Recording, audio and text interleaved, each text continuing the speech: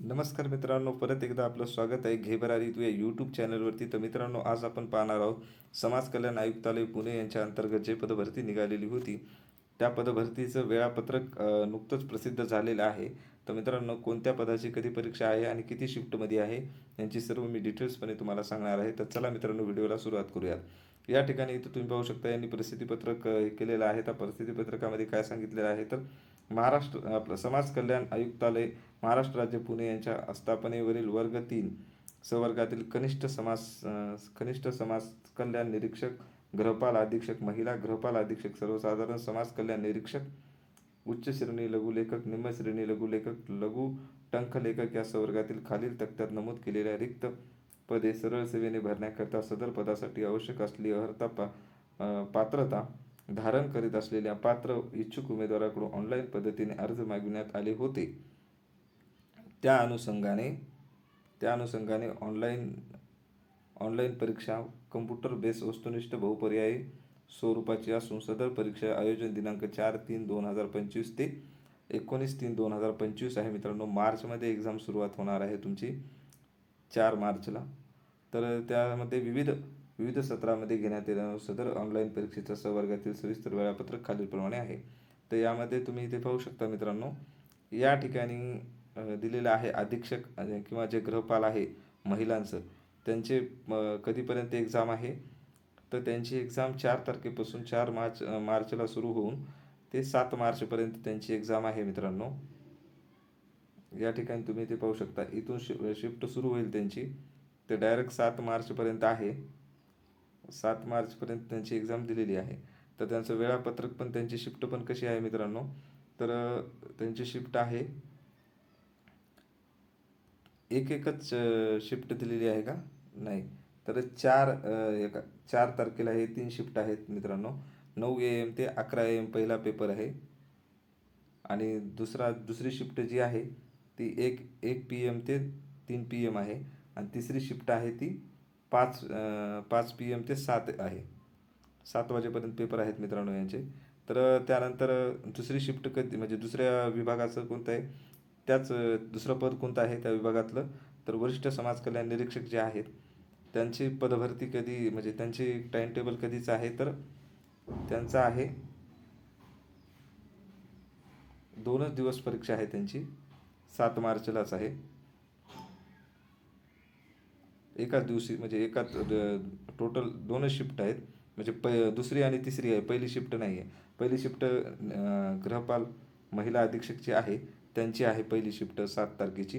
आणि नंतर दुसरी शिफ्ट आहे ती वरिष्ठ समाज कल्याण निरीक्षकची आहे 1 ते 3, आणि वरिष्ठ समाज कल्याण निरीक्षक शेवटची 5 वाजता ते 7 अशा पद्धतीची आहे. त्यानंतर सर्वसाधारण जे निरीक्षक आहेत, सर्वसाधारण गृहपाल असतील अधीक्षक, त्यांची कधीची आहे तर त्यांची आहे मित्रांनो 10 मार्चपासून ते 11 मार्चपर्यंत आहे. म्हणजे एकच दिवस आहे त्यांची, पण शिफ्ट तीन आहेत.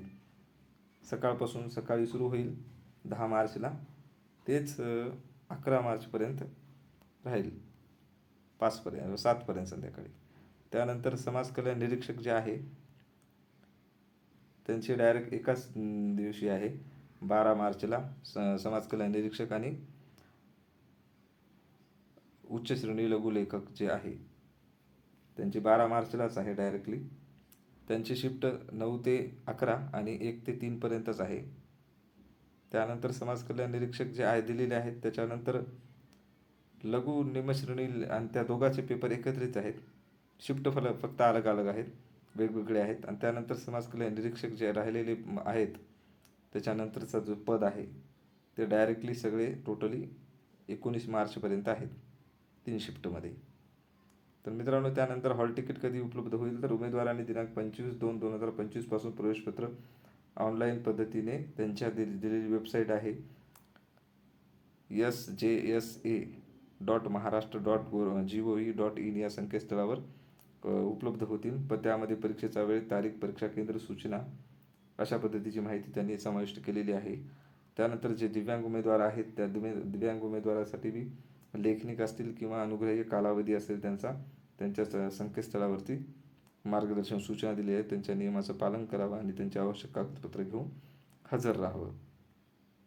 त्यानंतर अजून काय याच्यामध्ये एक्स्ट्राची माहिती आहे, तर या ठिकाणी ऑनलाईन अर्जाची संख्या, परीक्षा केंद्र क्षमता व संबंधित उमेदवाराची परीक्षा केंद्राकरिता सादर केलेल्या विकल्प विचारात घेऊन संबंधित उमेदवाराचे परीक्षा केंद्र निश्चित केलेले आहे. त्यामुळे परीक्षेचा वेळ, दिनांक व परीक्षा केंद्र बदलण्यासंदर्भात कोणतेही निवेदन विचारात घेतले जाणार नाही. त्याबाबत सर्व उमेदवारांनी नोंद घ्यावी. जर कोणाला वाटत असेल उमेदवारांनी दुसरीकडे सेंटर आलं आहे, इथं जवळ टाकलं होतं मी वगैरे असं काही असेल, तर ते काही त्यांनी करू शकणार नाहीत, बदलून वगैरे नाही भेटणार अशा पद्धतीने त्यांनी सांगितलेलं आहे.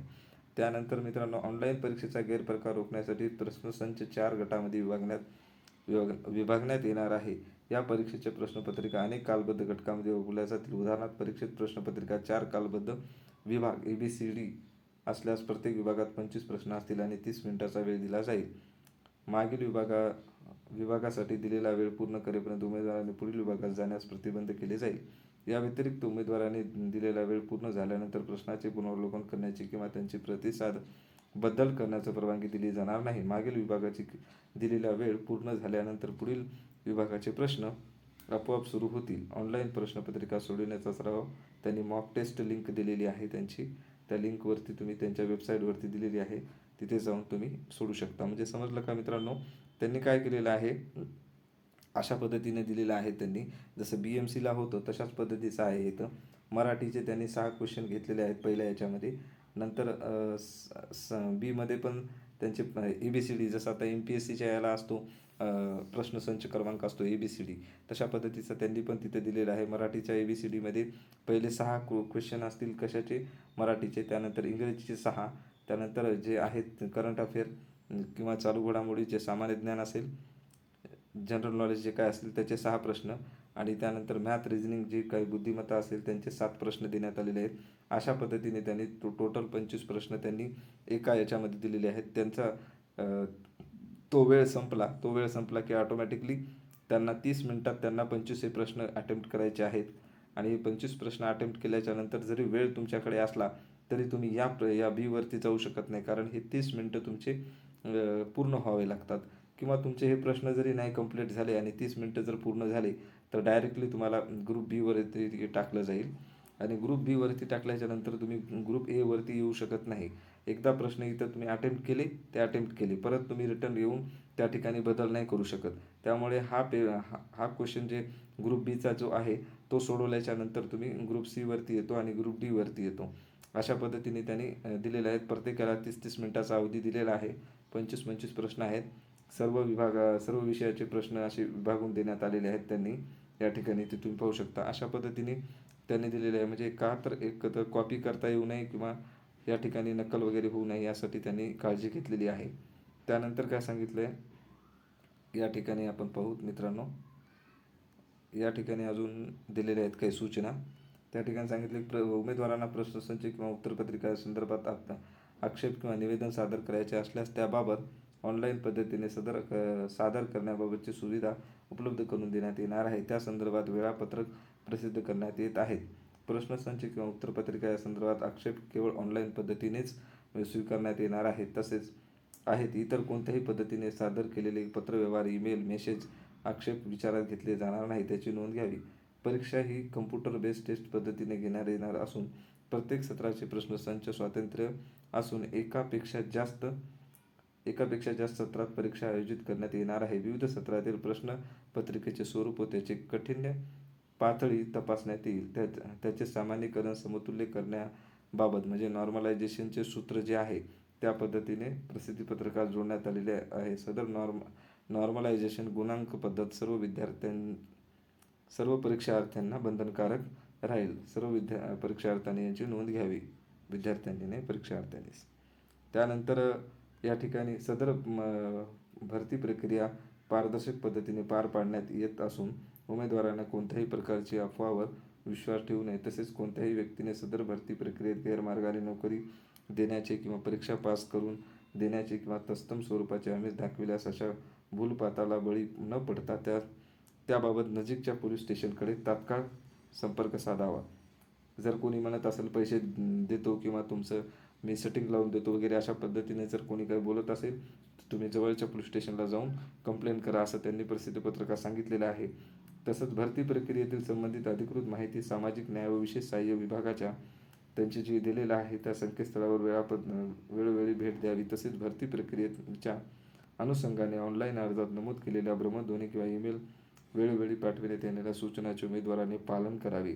सदर भरती प्रक्रियेशी संबंधित हॉल तिकीट ऑनलाईन पद्धतीने उपलब्ध करून घेताना तांत्रिक अडचणी संबंधित उमेदवारांनी दिनांक हा नंबर दिलेला आहे त्यांचा जो आहे त्या नंबरवरती संपर्क साधावा.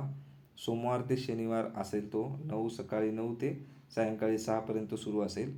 हा नंबर जो दिलेला आहे हे नोट डाऊन करून घ्या. जर तुम्हाला काही तांत्रिक अडचण येत असेल हॉल तिकीट वगैरे डाउनलोड करताना तर तुम्हाला या नंबरवरती संपर्क साधायचा आहे. कधी तर सोमवार ते शनिवार सकाळी 9 ते सायंकाळी 6 वाजेपर्यंत अशा पद्धतीने. तर मित्रांनो, माहिती कशी वाटली नक्कीच कळवा. माहिती आवडली असेल तर व्हिडिओला लाईक करा, शेअर करा आणि आपल्या चॅनलला सबस्क्राईब करा. आणि ऑल द बेस्ट मित्रांनो, चांगल्या पद्धतीने पेपर सोडवा. थँक्यू.